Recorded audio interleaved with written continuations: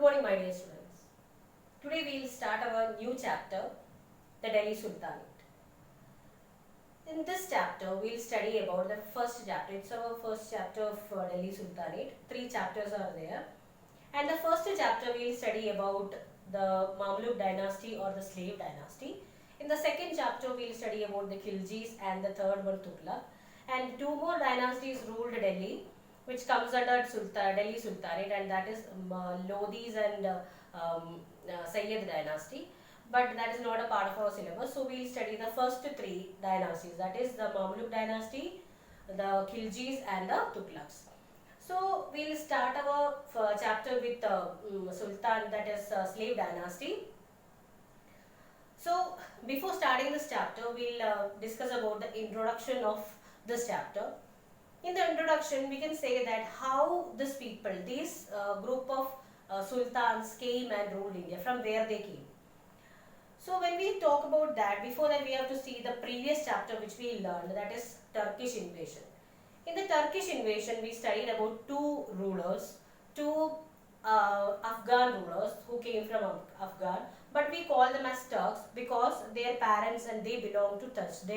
Their origin was from Turk, so we call them as Turkish rulers. But they were ruling Afghan. They came to India from Afghan, and after plundering and looting India, they took the wealth to Afghan and made their country prosper. So the 2 rulers are Mahmud of Ghazni and Mahmud of Ghor. Mahmud of Ghazni came to India 17 times. He raided India, and he took most of the wealth from India for beautifying his empire, and he was not having any intention to rule India. But coming to the Mahmud of Ghor, who came to India after 150 years from Mahmud of Ghazni, he defeated many places, and his intention was to make a Turco-Afghan empire in India. So he started defeating many, he started conquering many places, defeating many kings, and after that what happened, he made it under his control. And after many years he left India.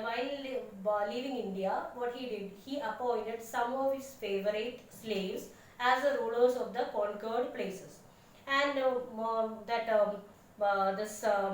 Qutbuddin Aibak, who is our main topic which we are going to discuss in this chapter, was one among the favorite slaves of Mahmud of Ghor.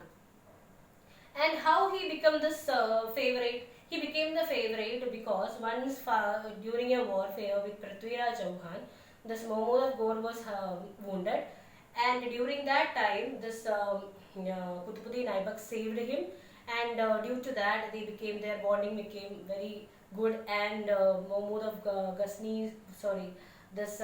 Mahmud of Ghor's one of the favorite slave was this Qutbuddin Aibak. He became his favorite. So like that, after years he was saving his master, and when this Mahmud of Ghor left India, he appointed this Qutbuddin Aibak as the ruler of some of his states. And after many years, after the death of Mahmud of Ghor, Qutbuddin Aibak, freed his country from this Afghanians or the Afghans, and he started ruling the country by himself. Means he made his empire free from any of them, like any of the clutches from the Afghans. So we will start our chapter with the name Delhi Sultanate and the slave dynasty, the main topic, because this Qutbuddin Aibak was a slave. He belonged to the slave dynasty. In this slave dynasty chapter, we will study about 5 important rulers, and Qutbuddin Aibak, Iltutmish, then Sultana Razia, like that many rulers near Ghiyasuddin Balban. Till there we have to learn 5 important rulers we have to learn. So in this part of our video, we will discuss about 2 important rulers, that is Qutbuddin Aibak and Iltutmish. This is the main topic which we are going to discuss in this portion. And now we will say about when we talk about the period, from where to where. When we start about the Delhi Sultanate, we can see that the Delhi Sultanate starts from 1206 to 1526. The period is 1206 to 1526. It is said that about 300 years Delhi was ruled by different group of sultans. That sultans which I have already explained, that is 5 are there.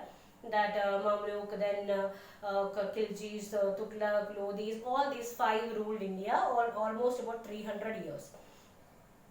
And while ruling, they were called not as Raja or Maharajas. They were called, or they were people used to call them as Sultans. And what is the reason for that? Because most of the Arabian countries and in everywhere, Muslim rulers are expressed or called as sultans. So that same name was followed in India also. These rulers who came under this Muslim dynasty, we call them or express them as sultans. Now we'll study about the sources from where we'll get information about these rulers. The first, we can say that the first source is written sources. The written sources are like manuscripts or the handwritten records of the past. Then inscriptions like written something, or earlier records which is written on stones, then metals, etc. are called inscriptions. So the second one is inscriptions. The third one is on the monuments. We can see so many written things. So monuments are another important thing which gives us information. It doesn't comes under written record, but in monuments also we will get information about these rulers. So like that, so many things are there, or many sources are there which gives us information about these sultans.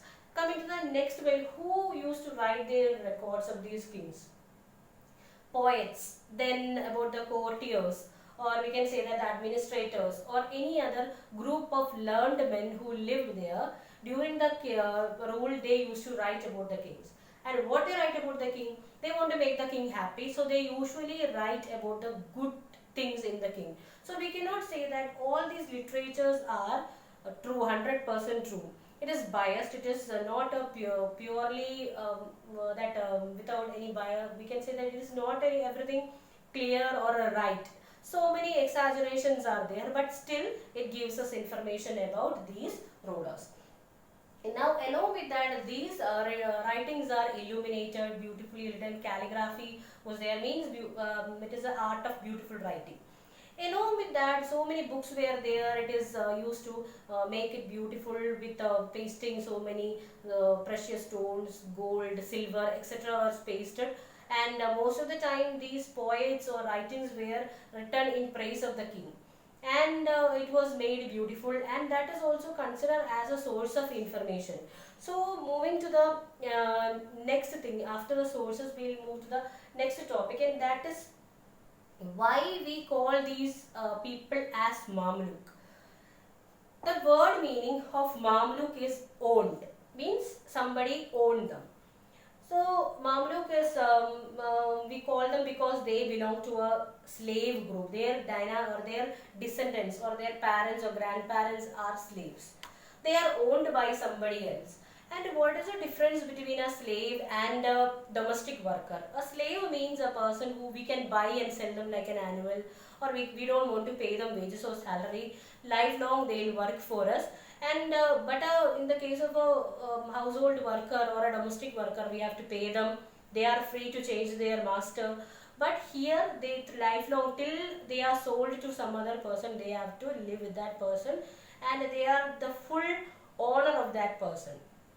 So earlier such practice was there in Europe and many countries. Slaves means human beings were sold and bought like animal, and that we call as slaves. And these rulers belonged to slave dynasty. Their grandparents or their descendants are from this group of slaves. So we call it as a Mamluk dynasty or a slave dynasty. Now we'll move to the next one, that is we'll start about our first important point, that is about Qutbuddin Aybak. Who is Qutbuddin Aybak?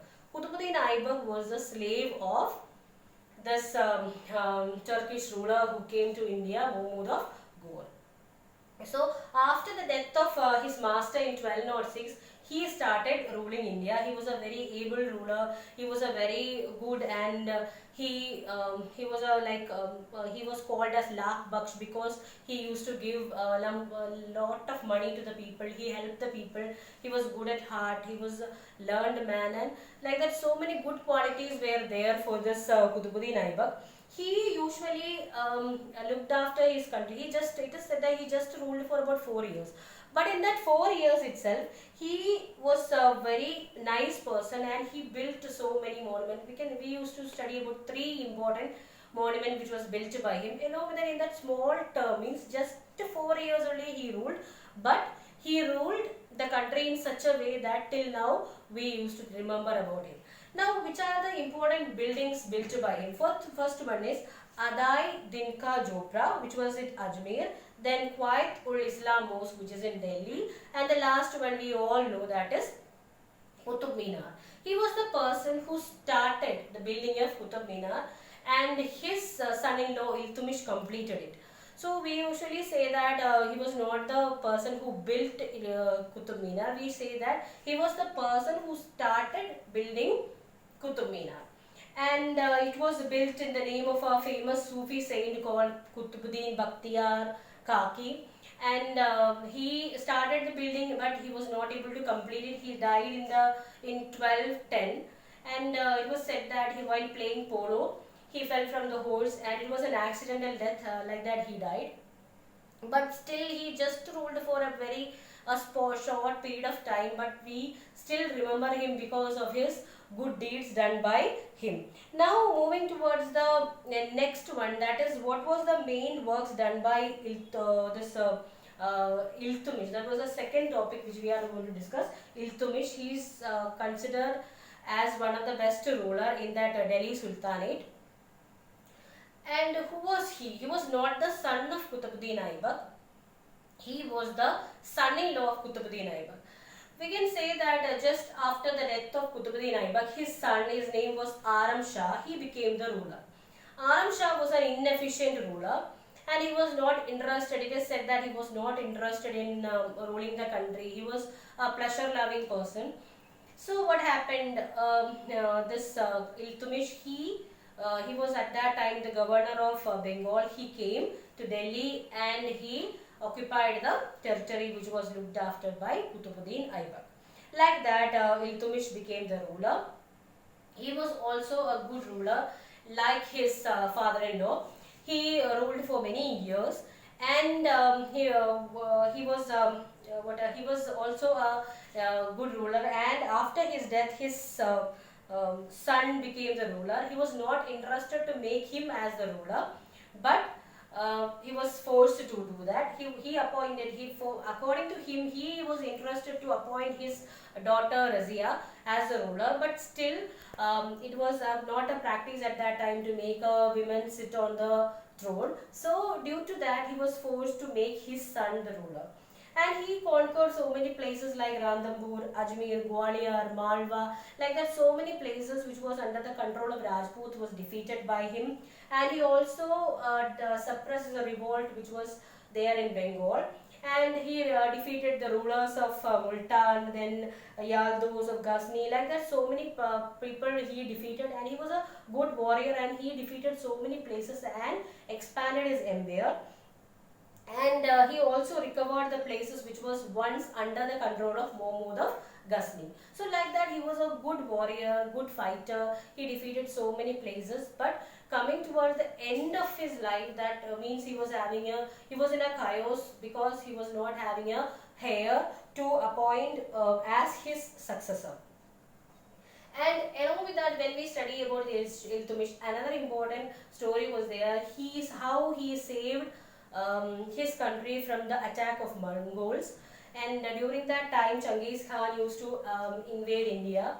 And during that time, once he came to India, he was fighting with many rulers, and one among them asked the help of Iltutmish, but he diplomatically denied it, and like that, he became a good person in front of Genghis Khan, and Genghis Khan promised that he will not attack Iltutmish. Like that, he saved his country from the people who is stronger than him. Along with that, he defeated so many people who is less healthy or less strong than him.